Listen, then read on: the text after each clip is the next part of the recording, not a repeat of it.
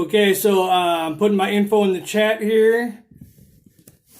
And I just want to say, next time someone comes up on me in the street and is like, yo, bro, where's all the chronic? I'm going to be like, dude, if you really want to blow your mind, I suggest you check out New Yo Monday Nights. Yeah. Just saying. So I'm actually going to take this week's theme and next week's theme and combine them. So tonight, I am not going to be Propaganda Poet. Tonight, I have a really special show for you.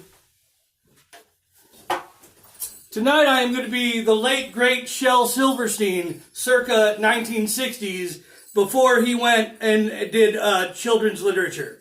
So, without further ado, there once was a boy named Gimme Some Roy.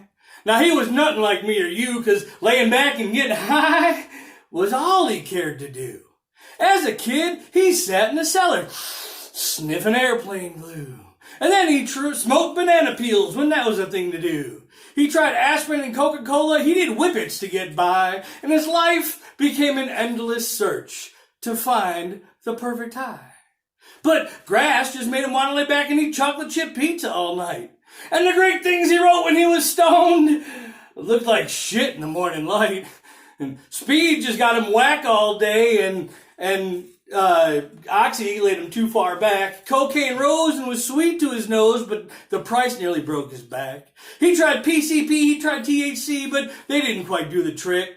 Meth nearly blew his heart, and mushrooms made him sick. Acid made him see the light, but he didn't remember it long. Hash was a little too weak, and crack was a lot too strong. Heroin made him crumble, and booze just made him cry. But then he heard of a cat named Baba Fats who knew of the perfect high. Now, Baba Fats was a hermit cat, lived high up in Nepal, high on a craggy mountaintop, up a sheer and icy wall. But hell, says Roy, I'm a healthy boy, and I'll crawl or climb or fly until I find that guru who gave me the clue as to what's the perfect high. So out and off goes Gimme Some Roy to the land that knows no time, up a trail no man could conquer, to a cliff no man could climb. For 14 years he'd climb that cliff, back down again he'd slide, he'd sit and he'd cry and he'd climb some more, pursuing the perfect high. Grinding teeth, coughing blood, aching and shaking and weak, starving and sore, bleeding and tore, he reaches the mountain peak. His eyes blink red like a snowblind wolf, and he snarls the snarl of a rat. As there, in repose, and wearing no clothes, sits the godlike Baba Fats. Shit, what's happening, Fats? Says Roy with joy. I come to state my biz. I hear you're hip to the perfect trip. Please, tell me what it is. As you can see, said Roy to he, I'm about to die. So for my last ride, tell me how can I achieve the perfect high? Well, dog my cats, says Baba Fats. Another burned out soul who's looking for an alchemist to turn his trip to gold. It isn't in a dealer's stash or on a druggist's shelf. Son, if you would find the perfect high, find it in yourself. Why, you jive-ass motherfucker, said Roy. I climbed through rain and sleet. I froze 3 fingers off my hands and 4 toes off my feet. I braved the lair of the polar bear and I tasted the maggot's kiss. Now you tell me the high is in myself. What kind of shit is this? My ears before they froze off, said Roy, heard all kinds of crap, but I didn't climb up here for 14 years to hear this bullshit rap, and I didn't climb up here to hear that the high was on the next. Now you tell me what the real stuff is. I'll pop a cap in your guru ass. Okay, said Baba Fats. You're forcing it out of me.